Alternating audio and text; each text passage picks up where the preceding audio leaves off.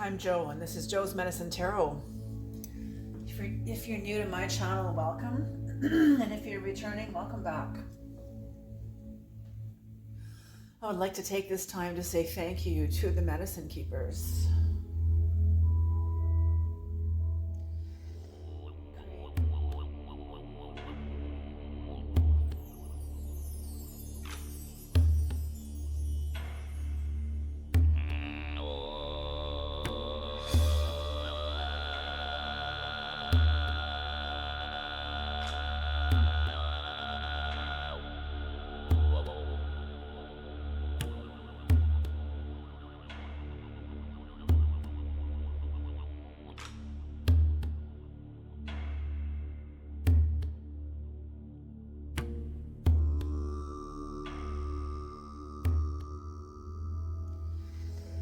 Creator, please bless this reading.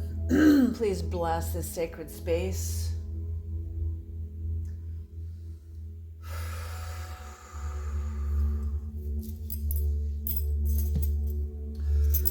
Please bring in the knowledge and the wisdom and the guidance of the highest realms, the lowest realms, the middle realms, all the realms, whatever's needed. Please let the ancestors be heard here today.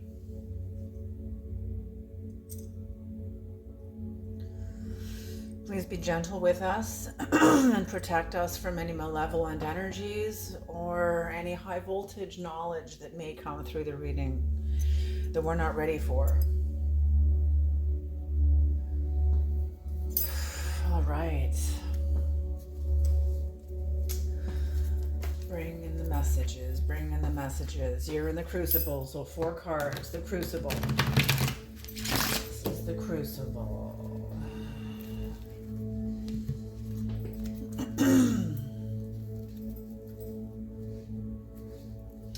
The crucible could be you versus yourself, or you versus somebody else. It could be both. It could be both and. Oftentimes it is both and. Oftentimes it is. Yeah. We don't get out of responsibility.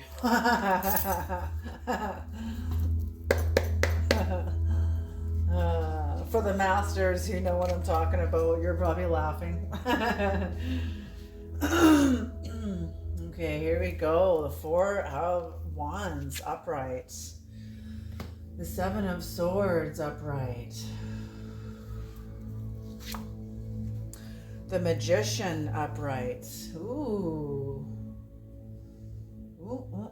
You guys. Beautiful.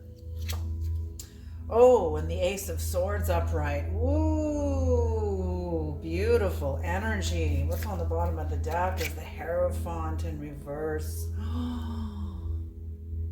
What I'm feeling is, for some of you, there's been,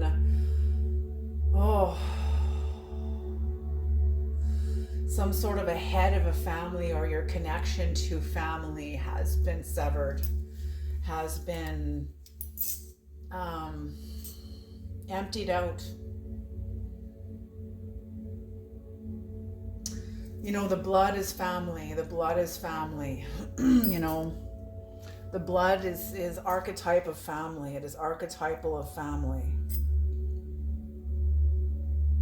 And I'm feeling that this being upside down, it's like the blood being poured out. Some sort of bloodletting, but symbolically for healing purposes, for you to heal. Symbolically bloodletting in some symbolic way. Interesting, because that message was nearby in one of the membership messages. But it wasn't for that reading, it was for this reading. Interesting. Absolutely. So I feel like your relationship to family or the blood, your bloodline, you've interrupted something in the bloodline. You've transcended the bloodline. You've transcended the bloodline. And if you haven't done this, you're being asked to do this. How do you transcend the bloodline? What is calling you? What is calling you? What do you feel? Why are you even in this reading? Why have you come to my channel? What are you trying to look for? What are you looking for? Because whatever you're looking for is looking for you.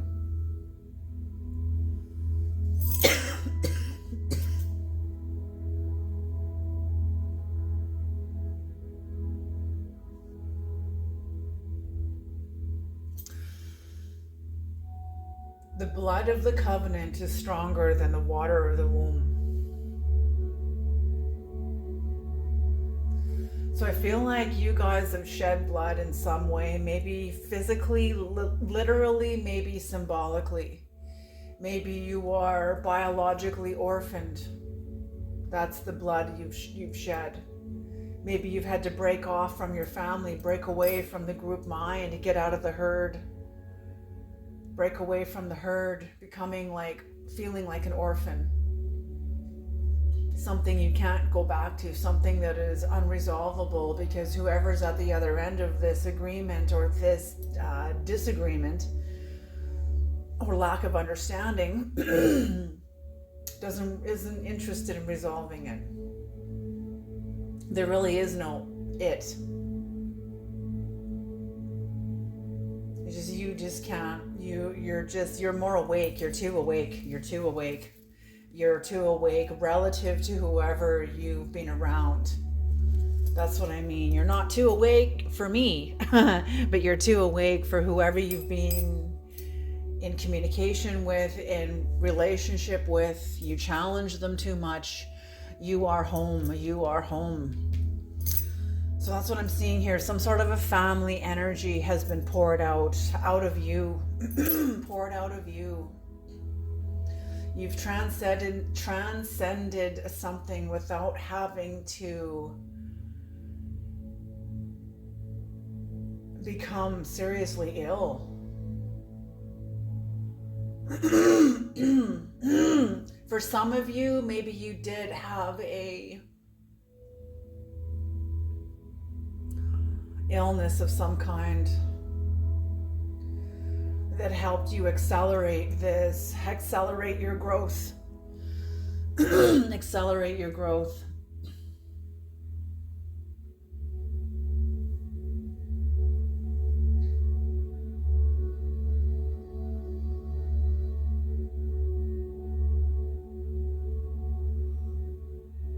I feel like you're realizing you have a love with abundance.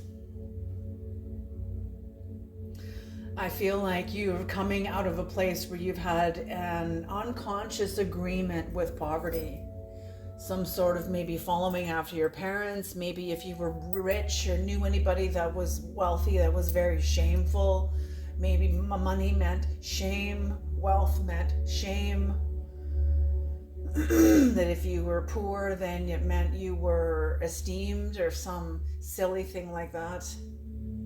Although I understand that because that's how I grew up too. So that's why I call it silly for my own reasons. I've had to unlearn that too, and I'm still unlearning it. But that's what I'm seeing here. It's very common, actually. It's very common. I mean, the 1930s and the crash of the 1930s, everybody starved.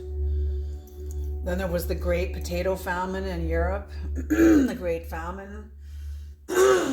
Excuse me.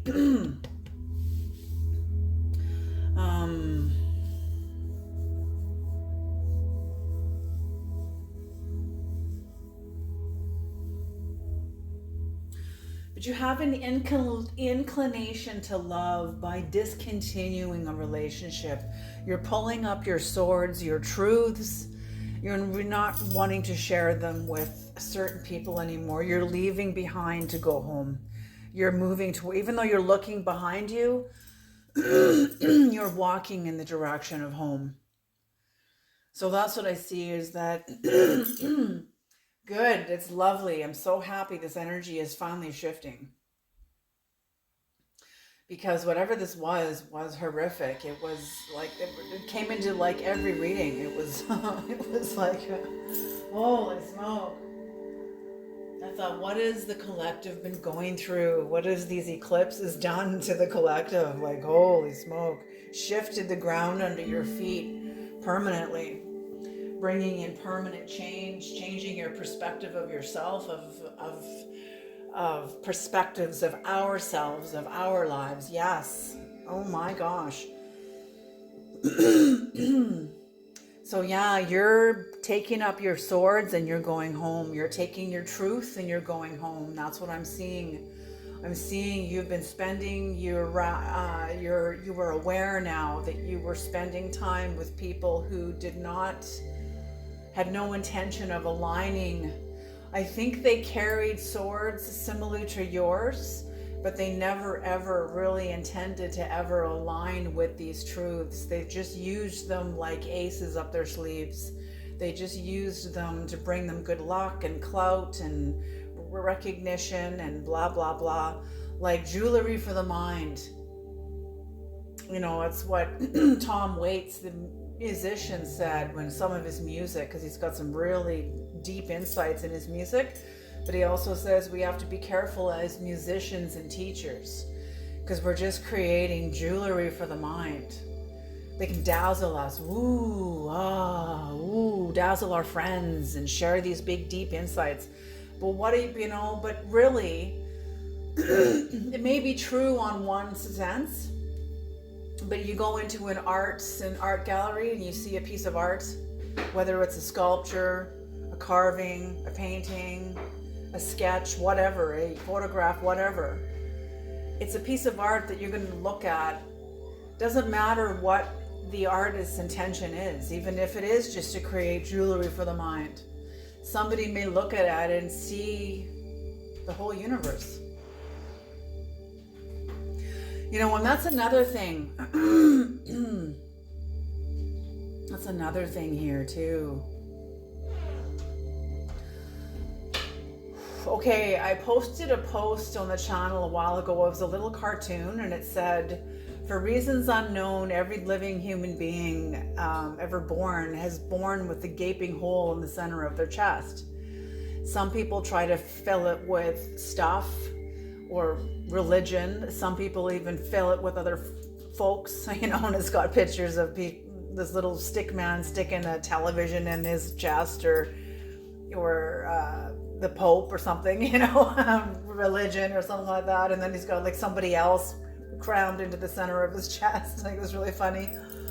And it said, but I've learned to leave mine alone because I discovered that when you run just at the right angle, it makes a whistling noise when you run.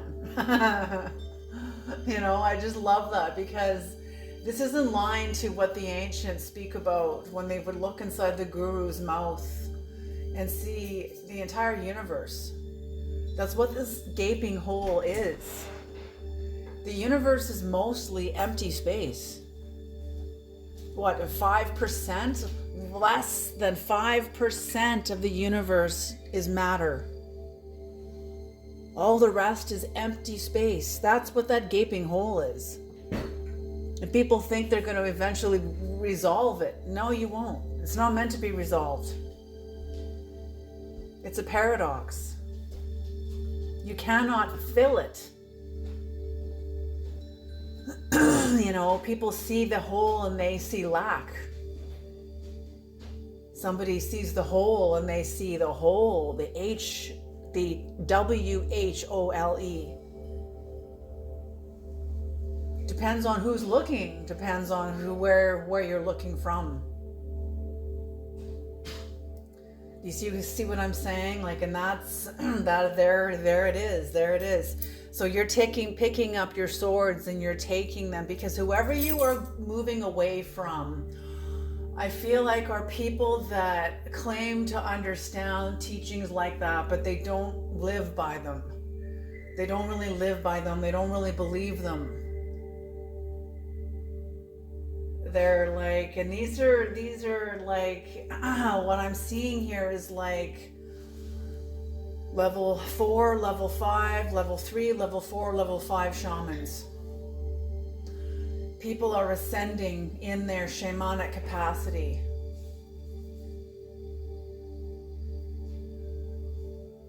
But the traditions are not going to fulfill you, especially when you're entering into level 5 shamans, because you're becoming one with that emptiness.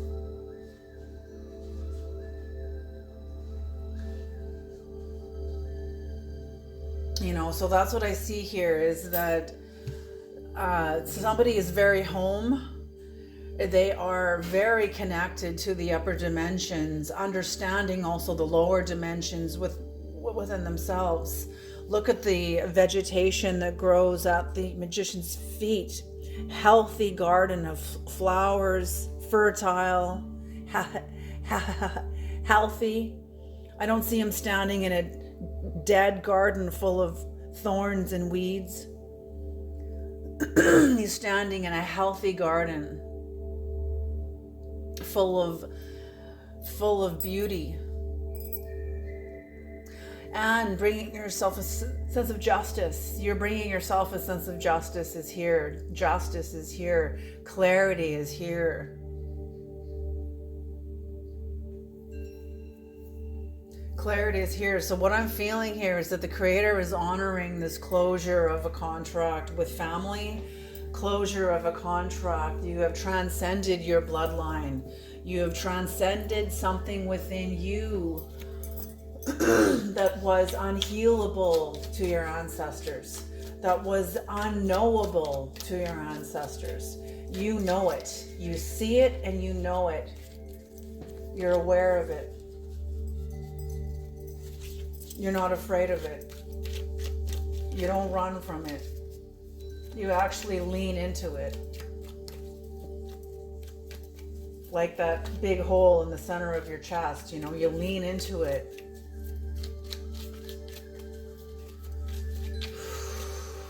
You know, I feel like for some of us, for some of you, these eclipses were about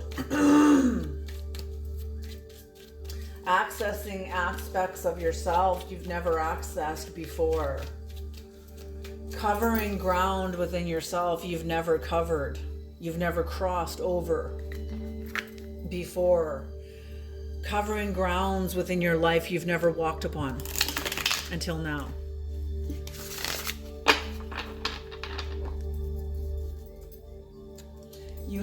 You have victory here. You have victory here. Whatever's happened, you have victory.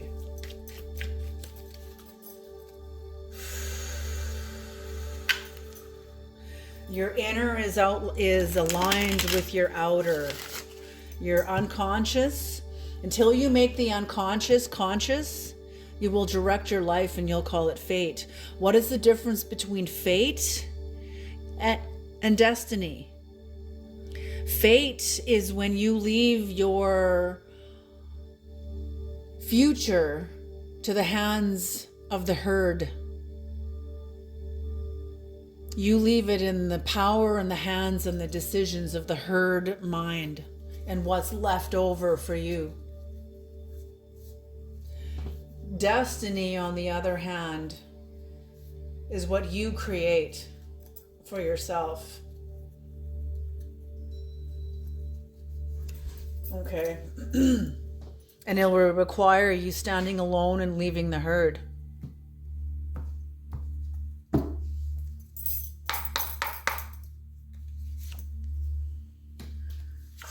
Ace of Wands, Spider Woman, Hanged Woman, and the Six of Cups. Yeah, exactly. A new force coming online in you, new inspiration, a new vision, new strength.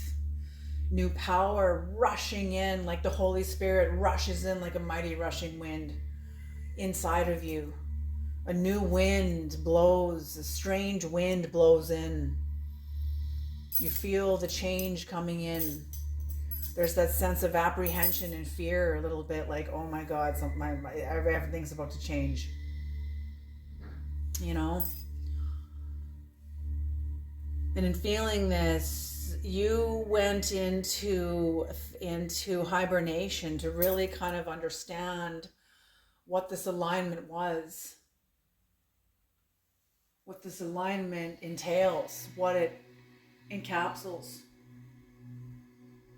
Making certain sacrifices and suffering specific losses. You went through certain sacrifices through the loss, through the suffering.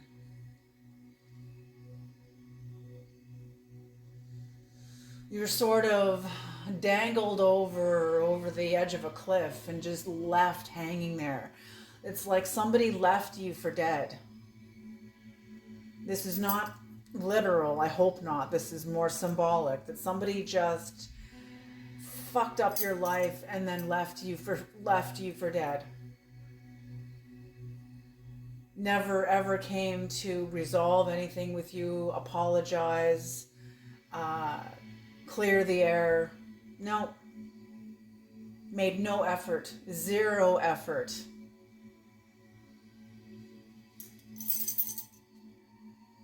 So you had to go through certain losses, but this is what made you strong. Because you already were strong. You already are strong. So whatever you had to go through here, through certain sacrifices, that's just... it's like you're like, yes, that's just more of the training. Into the gauntlet I go for the next level. New levels, new devils, baby. Like, that's it. You kind of like, there's no ever way out of it, out of adversity, is there? Like, no, there's not. When you're done this challenge, a new one will spring up. That's just the way it is. That's the way it is. You know, like the gurus say, teak, teak. That's the way it is. That's how it is. Just accepted life is suffering. That's the first noble truth. That's how it is. Just surrender to it. That's really all there is. That's all you can do. You know? And then once you surrender, now you can move forward in it. Because you're no longer fighting against it. You're now using it to propel you forward. Now you're a little more strategic. You're more aware. You know, and that's what you've done. You became aware. You're now aware of how you can use this friction and adversity to propel you forward within yourself. Elevate, climb Jacob's ladder within yourself. Climb the rungs of your own, you know, the 33 vertebrae within the spine. That's it, baby. Climb the staircase, stairway to heaven. Stairway to heaven. And that's what you did. You broke away from the herd mind. Independent thinker, critical thinker, beautiful thinker. Oh, the world needs you. The world needs you. Somebody who can question, wait a minute, that doesn't make sense. Like, what? Can you explain this a little bit further? Can you elaborate on that, please? Like, I'm unsure about these certain areas here. A con will like, you know, a con hopes you don't highlight those areas because they don't know what the hell even that is. I don't want to say a con. Could be a con. Or for people that are just not quite developed fully yet. They're still in the development phase.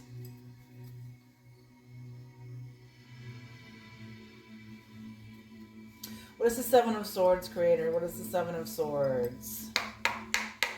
What is the Seven of Swords? The Nine of Swords in reverse. Returning hope. Death in reverse. And the Ten of Cups. Yes. So that's what I mean. There was a reading. I don't even know if this might have been the last public reading or membership reading. I've done so many readings, I'm like spinning with all of them. But what I'm seeing here is someone's fist is about to come down to strike you, and it's like heaven's hand comes in to stop right at the last minute. Right at the last minute, and catches and stops and interferes. The harming of innocence. The harming of innocence. And you're aware now of someone's intention, which is why you're taking your swords and you are getting the hell out of Dodge. You're getting out of Dodge. I'm out of here. I'm out of here. We're done. I've seen as much as I need to see. I don't want to see any more. I feel like you were lured into a spider web. But thank God you're a Spider Woman. You know, you understand the connectivity. Somebody claims to know, but they don't understand the connectivity. They don't understand because they cannot speak for themselves. They're in herd mind. Yes, that's who you're dealing with. Somebody who is in the herd mind. They're hiding in the herd. They're hiding in the herd. They have no original thoughts of their own. And you're overcoming despair, isolation, heartbreak.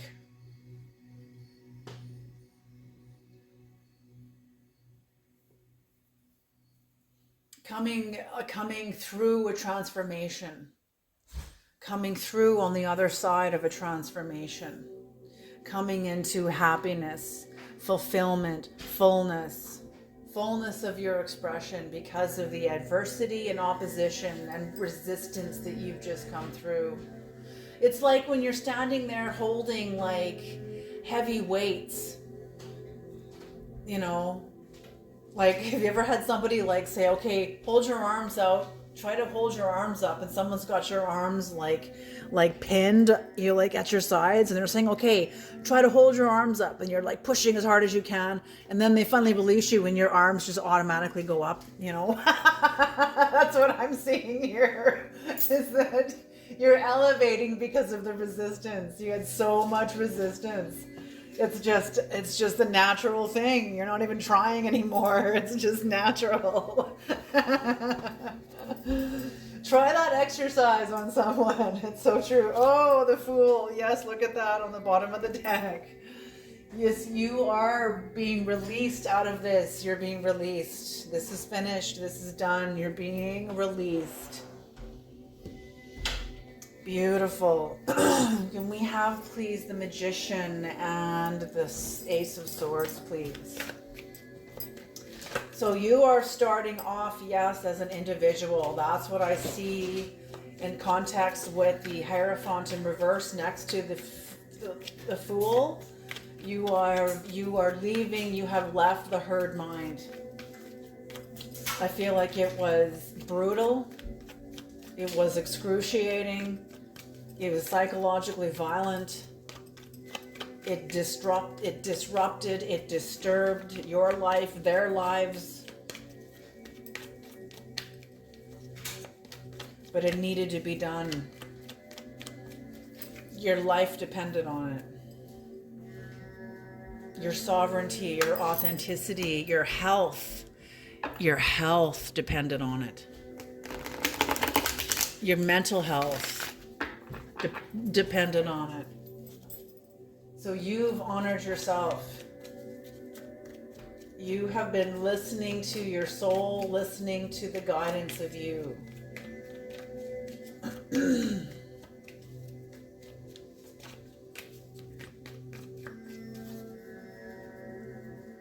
Okay. Let's have some clarification, please, Creator. What is the Magician? Ace of Pentacles, or Page of Pentacles. The Empress in reverse. And the Nine of Pentacles.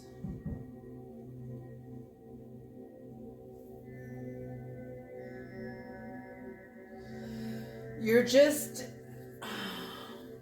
The Creator's telling you to slow down, slow down. Rome wasn't built in a day. Okay? You're in Chronos. Whatever you're going through in your life, it's like you're pulling buffalo skulls. You're in Chronos, which means you're bound by time. So whatever this is going to take time. You're moving through very thick consciousness. Like thick mud. It's not quicksand. Maybe mud that goes up to your waist, but it's trying to get your legs through that. Trying to lift your legs and try to walk through that. And you got a ways to go. And the Creator's saying, slow down, Because see, you're walking out of this thickness. You're in the herd mind. This mud is representing herd mind, herd mentality. Don't think for yourself. Think of us. Think of the herd. Think of everybody else, but don't actually have any thoughts of your own on the matter. You know, don't make waves.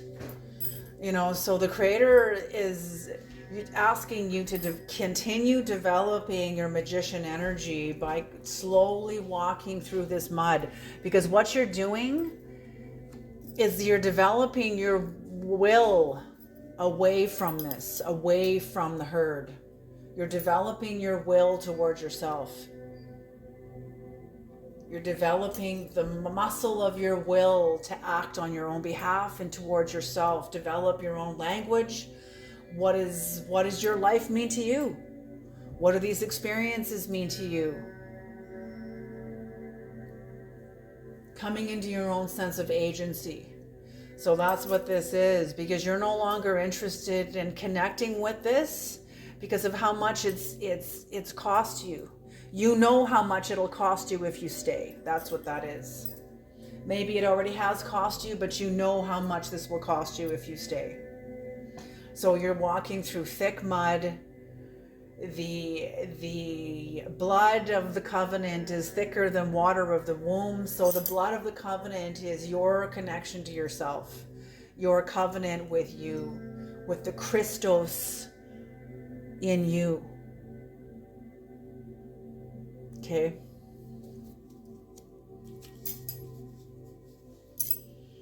What is the Ace of Swords, Creator? The Ace of Swords. Justice. Oh. The Eight of Swords in reverse. Oh my gosh. And the Four of Wands in reverse.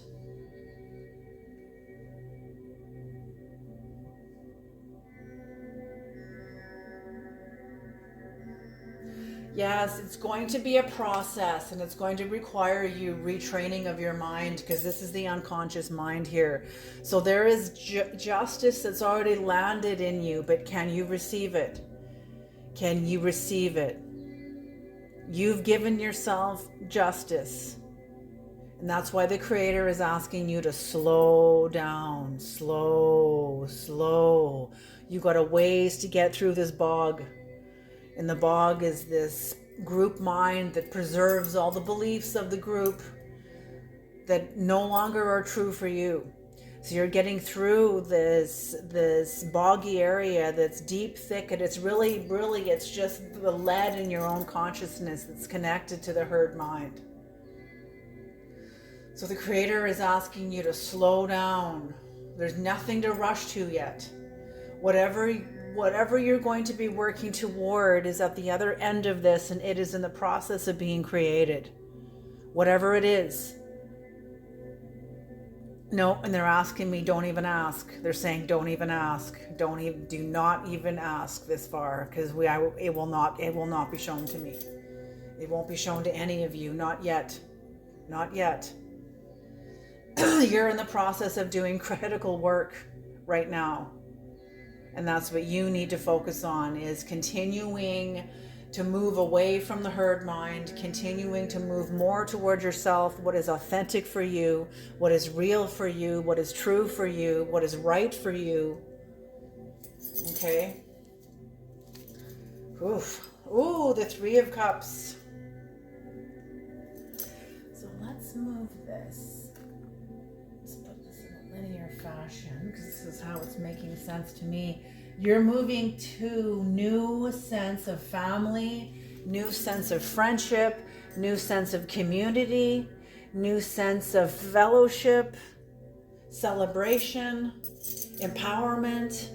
You're going to be with other people that are empowered in a similar or same way that you are. Look at the bounty standing like they're standing, the gold they're standing on. This represents to me self-empowerment and self-esteem. So people that are esteemed,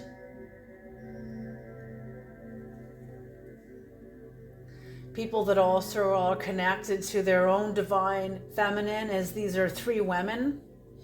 So I'm seeing the heart of the community, the feminine aspect of the community, which is also the occult, the hidden connection of a community, the hidden. What can you see a connection? You can see a connection when you look into when you look at 2 people that are like in love with each other. They're deeply in love, and you can see the connection in their eyes. But the connection itself, you can't see that. But you see it in each other, in each person. The way a mother looks at her baby, the way the baby looks back. There's a connection there. Without the eyes to see their eyes, you won't see the connection. So that's what I mean. It's occult. It's hidden. The feminine is the hidden nature of God, the occult, the dark feminine, the sacred feminine. A man's sex organs are outside of his body. You can see them. They're manifest. They're outside of his body. They're visible. A woman's sex organs are hidden inside of her. They are not seen. Okay? That's what this is. Okay. We have some key words now to close this reading off. What time is it? 35 minutes. Okay. It felt like way longer than that. I hope I communicated this right, because I felt like I was in a really deep... There's a lot of, I don't know if you can feel the depth and mystery I can feel in the reading here. That's sort of echoing from one of the medicine keeper readings I just did that was really powerful.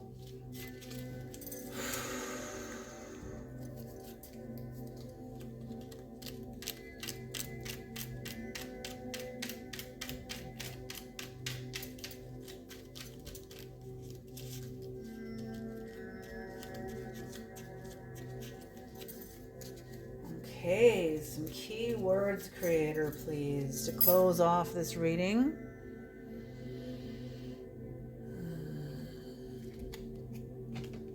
And I love all of your guys' comments. I love them all. I read them all. I cherish them all. You guys are so incredible, and I appreciate every single one of you. All right, some key words, Creator. Mysterious. There we go. Mysterious. Grandmother. Ooh, like grandmother moon. But grandmother, maybe you are a grandmother. Maybe you are connected to your grandmother.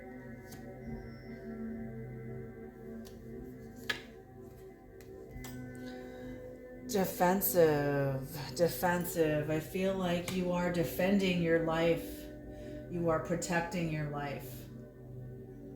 You are defending your life from something. I feel like you are an oracle.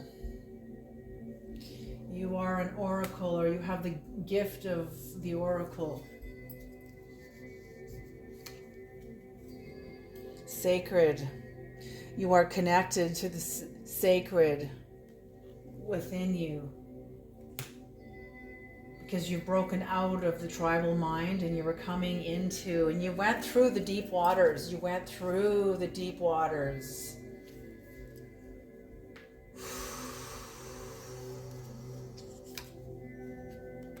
Ancestors, yes, I feel like you are protected by your ancestors, by the ancestors that are preserving their spirit. You're passing on their spirit through you and through people like you, that are people that are connected to themselves. It's not just to the lineage. Many lineages are very corrupted, very damaged. It's been generational cycles of damage and abuse. And that you're coming back to the old ways, to developing a relationship with your soul, with your spirit. An anima, yes, the feminine nature of a human being. That's what I'm saying. The feminine. Oh, geez. Okay. Oh. Interesting. Okay. I'm going to leave you with this.